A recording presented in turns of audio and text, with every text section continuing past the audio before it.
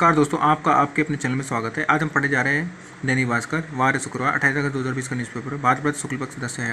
आज जो सुविचार है, हमेशा मुस्कुराते रहिए, कभी अपने लिए कभी अपनों के लिए। सेंसेक्स 39.55 अंक बढ़ करके 39,113.47 में बंद हुआ।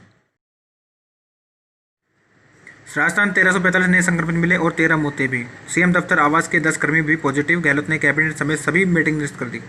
सीएमओ में एक विशेष सचिव के 6 स्टाफ, जबकि सीएमआर में 4 कर्मचारी पॉजिटिव आए हैं। रोग बढ़ रहा है, प्रदेश में मरीज 76,000 पार, मौतें भी 1,000 पार।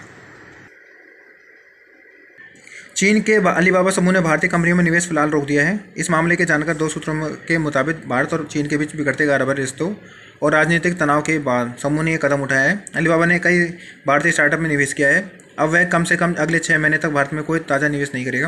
हालांकि उसके मौजूदा निवेश में कम करने या उसे बाहर निकलने का कोई इरादा नहीं है। मुहर्रम जुलूस की इजाज़त नहीं, अराजकता फैलेगी, सुप्रीम कोर्ट। सिया धर्मगुरु ने देश भर में 5 लोगों के साथ जुलूस की अनुमति मांगी थी।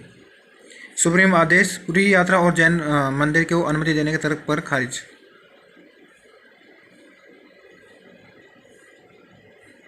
बासरी खास खबर है। पाक में 1.5 दिन के गणेशोत्सव में पेशावर पंजाब से ज़्यादा हिंदू कराची में जुड़ते हैं। कराची के जिन्ना मार्ग में 76 साल से मनाया जा रहा है गणेशोत्सव। लोग बोले, श्रद्धा साल भर ऊर्जा देती है। कराची के लक्ष्मी नारायण मंदिर से विसर्जन के लिए जाते श्रद्धालु। कृष्ण नायक ने यहाँ उत्सव बनाने की शुरुआत की थी। राजेश नायक खुद बनाते हैं मूर्ति, घर घर भी बनती हैं। कराची में गणेशोत्सव की परंपरा शुरू करने वाले कृष्ण नायक परिवार के सदस्य राजेश खुद ऑर्डर पर प्रतिमा बनाकर देते हैं। अब श्रद्धालु भी घर पर मूर्ति बना लेते हैं। दुबई से भी बड़े पैमाने पर मूर्तियां मंगवाई जाती हैं, लेकिन इस बार कोरोना के कारण नहीं मंगाई गई हैं। कोरोना से मौतें। भारत अब मैक्सिको को लांघ करके मौतों में भी नंबर 3 पर होने वाला है। संक्रमण की दर 1 महीने से घट रही थी, लेकिन अब फिर बढ़ करके 9.20% हुई। विश्व भर से कोरोना की अपडेट।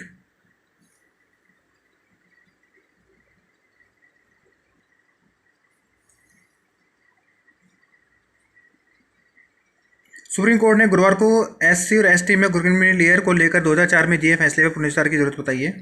जस्टिस अरुण मिश्रा की अध्यक्षता वाली 5 जजों की पीठ ने कहा कि इस मामले में देश के चीफ जस्टिस के समक्ष 7 जजों या उससे अधिक की पीठ के पास निर्देश के लिए रखा जाना चाहिए। राज्य सरकारें एसटी और एससी को दिए आरक्षण में कैटेगरी बना सकते हैं, जिसका लाभ उन लोगों को दिया जा सकता है जो इन आरक्षण कैटेगरी के अंतर्गत आने के बावजूद भी आरक्षण का लाभ नहीं ले पाए हैं। गहलोत सरकार की सौगात ताकि कोरोना से जंग जीत सके। कोविड आईसीयू वाले कर्मियों को 200 रुपये, वार्ड वालों को 100 रुपये को रोज प्रोत्साहन राशि।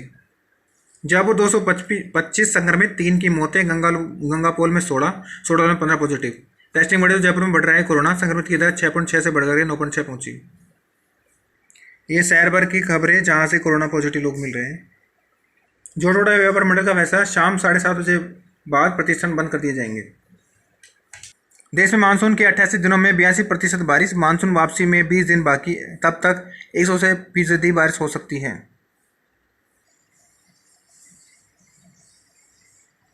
एमपी की तर्ज पर पटवारी से शिक्षक भर्ती तक स्थानीय युवाओं को मिले अवसर। सरकारी भर्तियां बेहतर होगी, काम की गुणवत्ता, व्यक्तियों को बात समझने में होगी आसानी।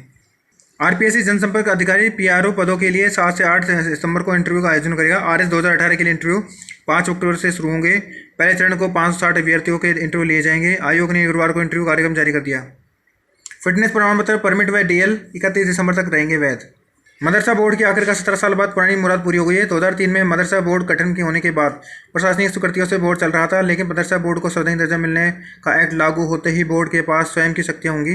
एक्ट लागू होने के बाद प्रदेश में मदरसा शिक्षा का विस्तार होगा और नए पद सृजित किए जा सकेंगे।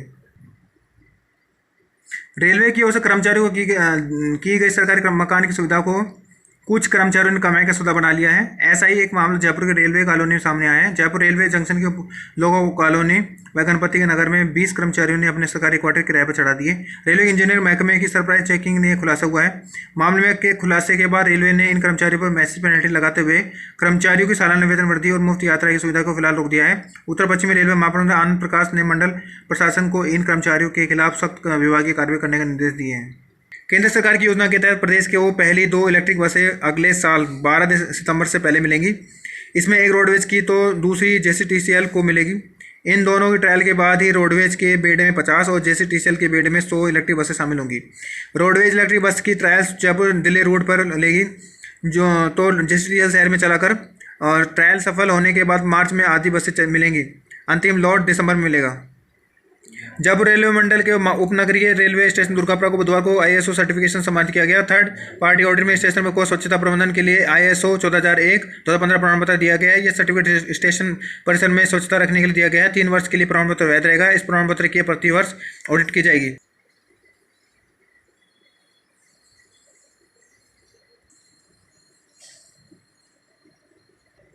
सोडल एलिवेटेड रोड को हर हाल में जून 2021 तक पूरा करने के निर्देश दिए गए हैं।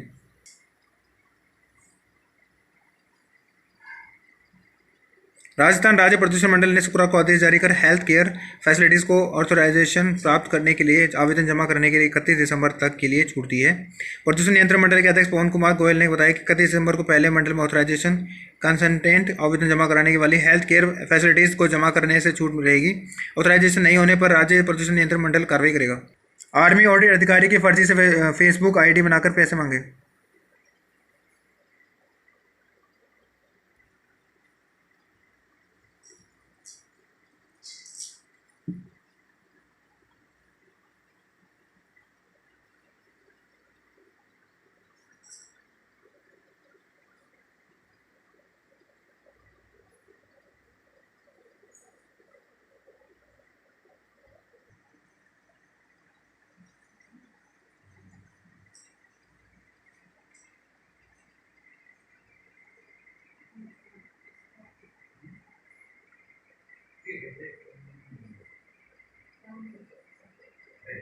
मानसून का 68% वक्त बीता। कम बारिश व बहाव क्षेत्र में अतिक्रमणों की वजह से बांधों में बढ़ा केवल 20% पानी।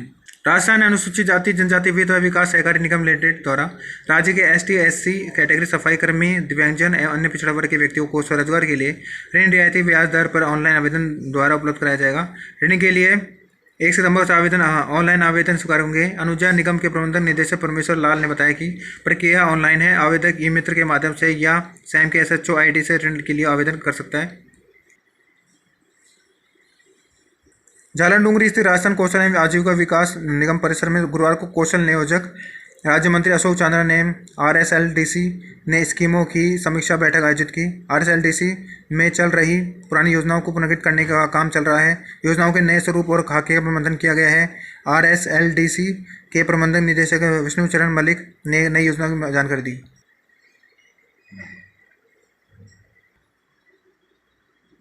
किसानों ने मानक लाव के पास डाला घेरा।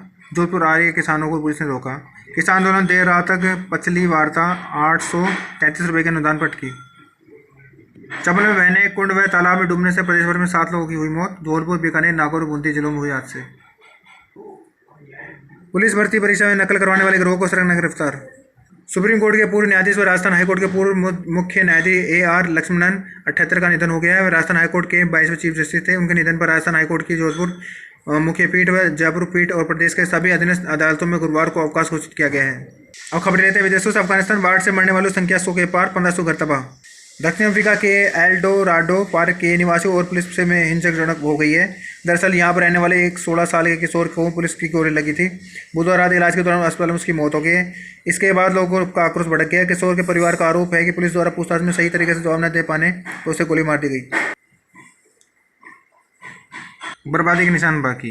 तस्वीर बेरूत के पोर्ट की है। यहाँ पर 4 अगस्त के धमाके के कारण विदेश से मंगाई गई महंगी कारें बुरी तरह क्षतिग्रस्त हो गई थी। बंदरगाहों पर लापरवाही से रखे गए 2750 टन अमोनियम नाइट्रेट में विस्फोट से 181 मौतें हुई थी। 65 से ज़्यादा लोग घायल हो गए थे। वहीं सैकड़ों लोग बेघर हो गए। मामले में अब तक 16 आरोपी पकड़े गए हैं। अमेरिका में लारा तूफान गुरुवार तड़के लुइसियाना तट से टकरा गया। इससे पहले यह श्रेणी 4 के तूफान में बदल गया था। तूफान से 3 लोगों की मौत हो गई है। 6 लाख घरों में बिजली गुल है। लखनऊ विकास प्राधिकरण ने गुरुवार को माफिया मुख्तार अंसारी के करीब 10,000 वर्ग फुट में बनी 2 बिल्डिंग को ध्वस्त कर दिया है। यह बिल्डिंग शत्रु संपत्ति की पर थी जो मुख्तार ने फर्जी तरीके से मां के नाम करा ली थी। बाद में उसने अपने 2 पुत्रों अब्बास और उमर के नाम करवा दिया था। अहमदाबाद मध्य प्रदेश समेत गुजरात के सरदार सरोवर डैम के जलग्रहण क्षेत्र में भारी बारिश के कारण बांध में 75% भर गया है। इससे दुनिया की सबसे लंबी पक्की सिंचाई नहर में 17,000 करोड़ लीटर पानी हो गया है, जो क्षमता का 77% है।